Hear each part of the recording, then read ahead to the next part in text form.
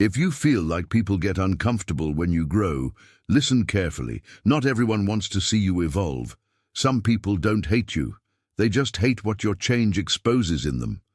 The moment you choose discipline over distraction, silence over approval, self-respect over being easy to deal with, you become a mirror. And mirrors offend people who are trying to avoid themselves. That's why they say, "You've changed." That's why they demand explanations. That's why they try to pull you back. Here's the Stoic rule. You don't owe them clarity. You owe yourself integrity. Stay steady and keep going. The first sign, the solitude that purifies, not the solitude that destroys. You begin to feel alone, even when surrounded by people. And that's frightening, because the mind interprets it as abandonment. You look at people, take part in conversations, even smile, but inside you notice a distance that wasn't there before. It's not contempt. It's not superiority. It's an internal shift in frequency. What once distracted you now exhausts you. But often this solitude is a filter. It doesn't arrive to punish you. It arrives to refine you. Stoicism views this very objectively.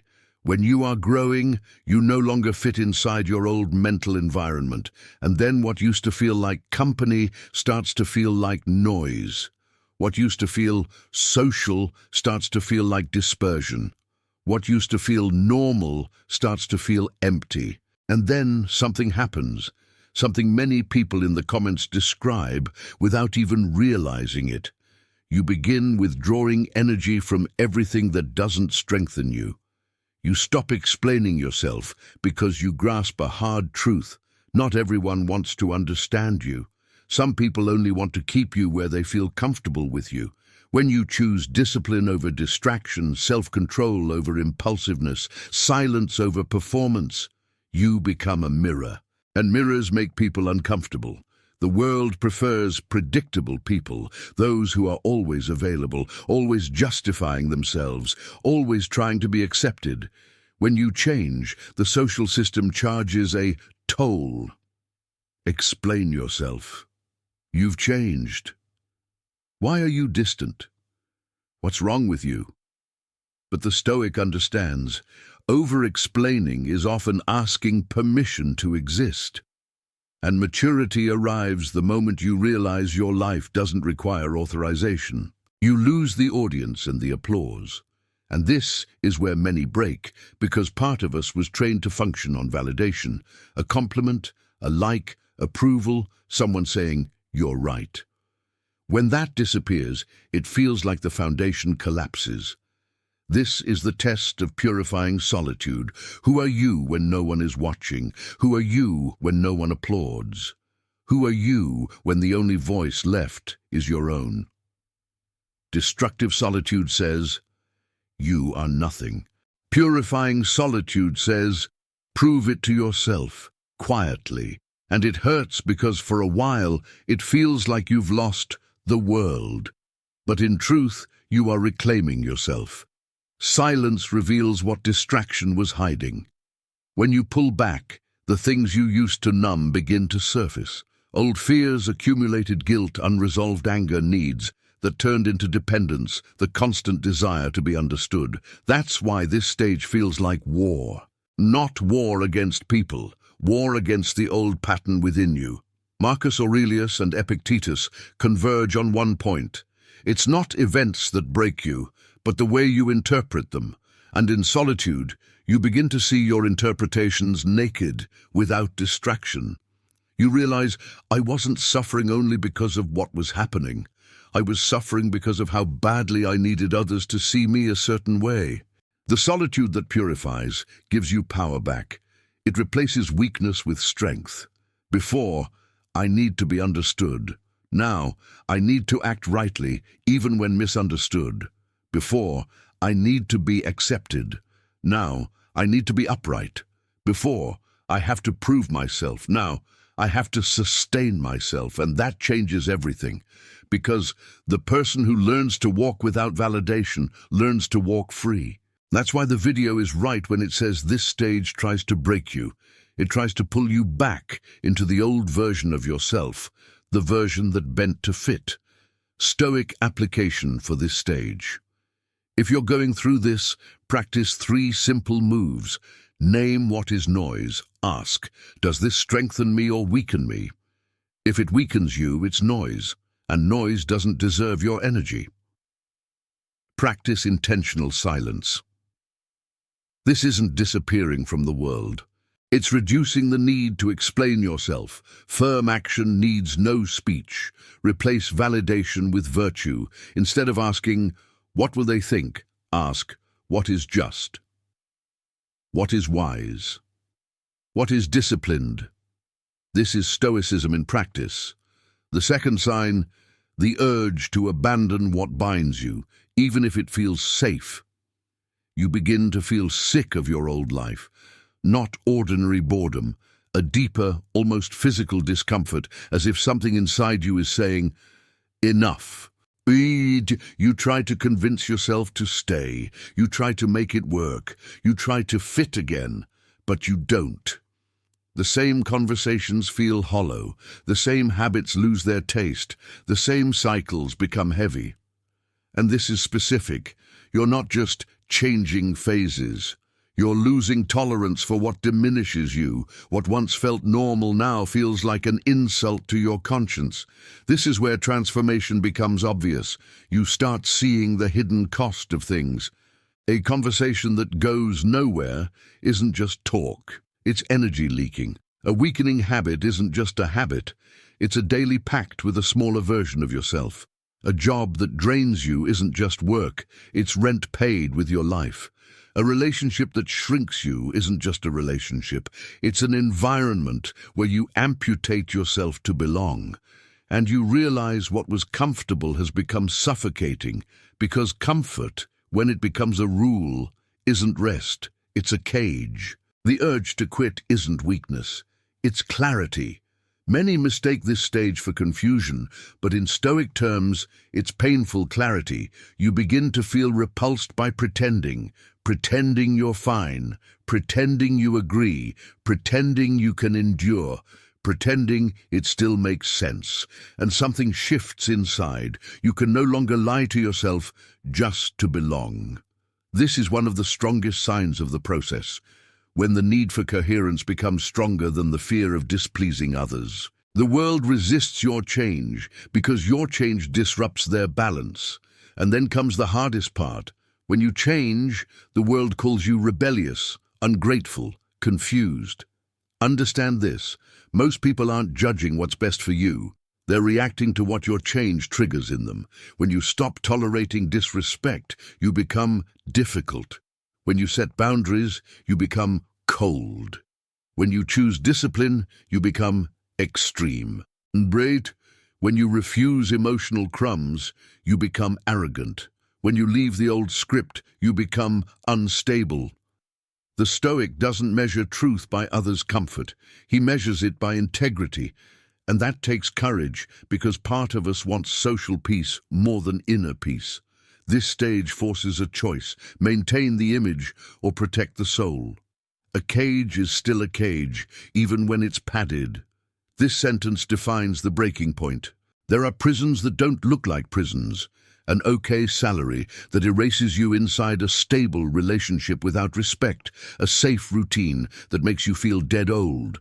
Friendships that require pretending, harmless habits that drain your strength. The padding is comfort. The cage is the cost, loss of identity, purpose, dignity. When you start scratching the walls, it isn't madness, it's life. It's your spirit saying, I wasn't made to survive, I was made to become. Why does this feel so violent inside? Because you're not just leaving things, you're leaving identities. You're letting go of old versions of yourself, the one who accepted to avoid loss, the one who smiled to avoid conflict, the one who said, it's fine, when it wasn't the one who adapted to be loved. Abandoning an identity brings grief. Even if it was a prison, it was familiar. That's why you feel fear. That's why you feel guilt. That's why you doubt. But here's a core Stoic principle. Pain is not an argument against change. Pain is cost, and cost exists whenever you exchange the false for the true. What Stoicism asks here, firmness without theatre. The common mistake is over-explaining and negotiating with what has already ended internally. The Stoic does the opposite. Less talk, more action, less complaint, more structure, less impulse, more decision. A better life isn't built by feeling right, but by acting rightly, repeatedly. Practical application. 3 Stoic questions. If you're here, use these as blades. Does this strengthen my character or slowly corrupt it? If it corrupts, it isn't safe. It's slow poison. If I continue like this for 5 years, who do I become? This question kills illusion. Am I choosing from fear or from virtue? Fear keeps you alive.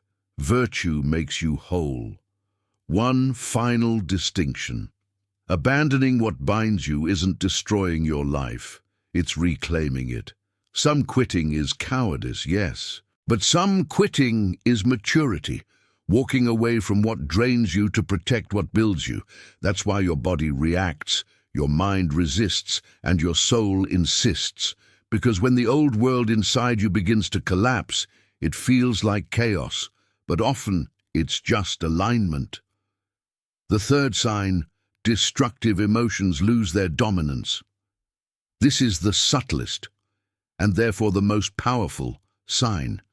It doesn't arrive as euphoria. It doesn't come with applause. It doesn't feel like motivation. It shows up quietly. You still feel, but you are no longer commanded. You still feel anger, but it doesn't drive your body. You still feel fear, but it doesn't write your decisions. You still feel sadness, but it doesn't drown you. This is a turning point. For a long time, most people live imprisoned by reaction, exploding, disappearing, attacking, begging, justifying, humiliating themselves, regretting, then repeating. The Stoic doesn't deny emotion. He governs it. Stoicism doesn't promise calm seas. It promises elevation. Storms are inevitable. The difference is perspective. Before, you were the storm. Now, the storm passes through you. It's like climbing an inner mountain. Chaos remains below, but you observe it with distance. And that distance isn't coldness, it's command. You realize something crucial. Pain is not the enemy. Pain is training. Life is loading weight onto your structure to test what's real and what was impulse. What once broke you now educates you. What once triggered you now reveals you.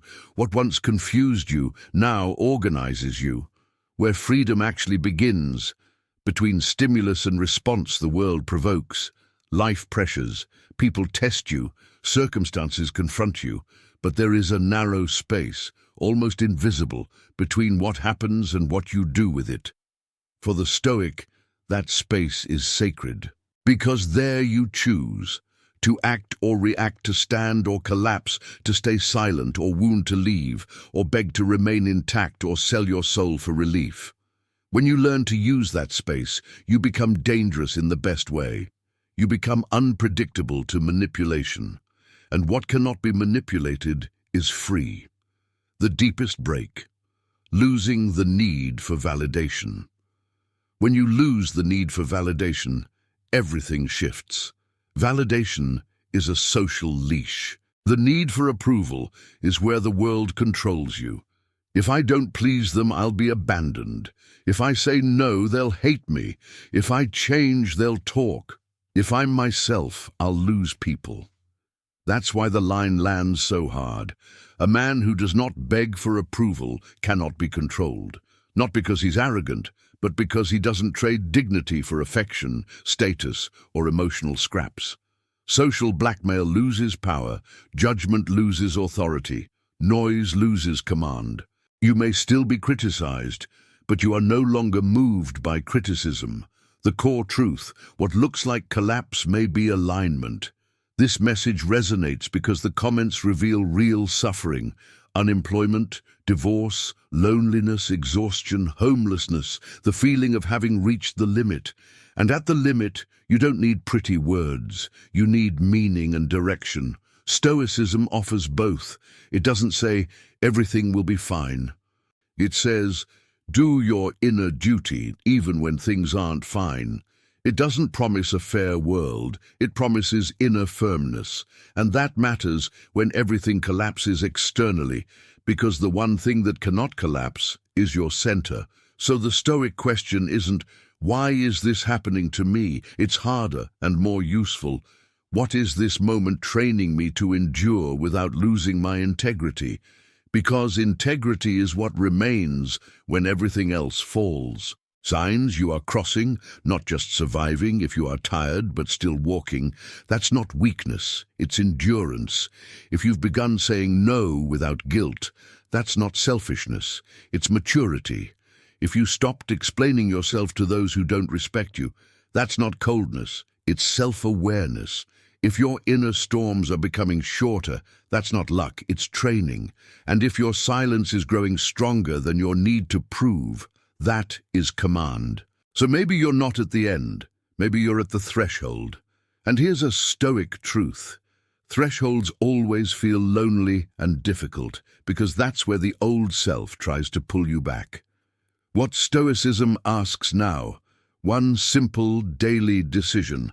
Stoicism doesn't demand perfection, it demands repetition. Don't control the world, control your response. Don't beg for peace, build peace through discipline. Don't seek validation, seek rectitude. Rectitude means doing what is right when no one is watching, keeping character, when no one understands, continuing without applause, enduring discomfort without returning to old patterns. That is how you cross. What happens after you cross? The day you cross, they'll say you became cold, then they'll say you became strong, and one day they'll say you became unbreakable. But you'll know the truth. You didn't become cold, you became lucid. You didn't become hard, you became disciplined. You didn't become distant, you became free. You didn't break, you crossed through. If this describes what you're living, comment, I control my response, and follow, subscribe. Because here, we don't chase motivation. We forge discipline. While the world sleeps, we train.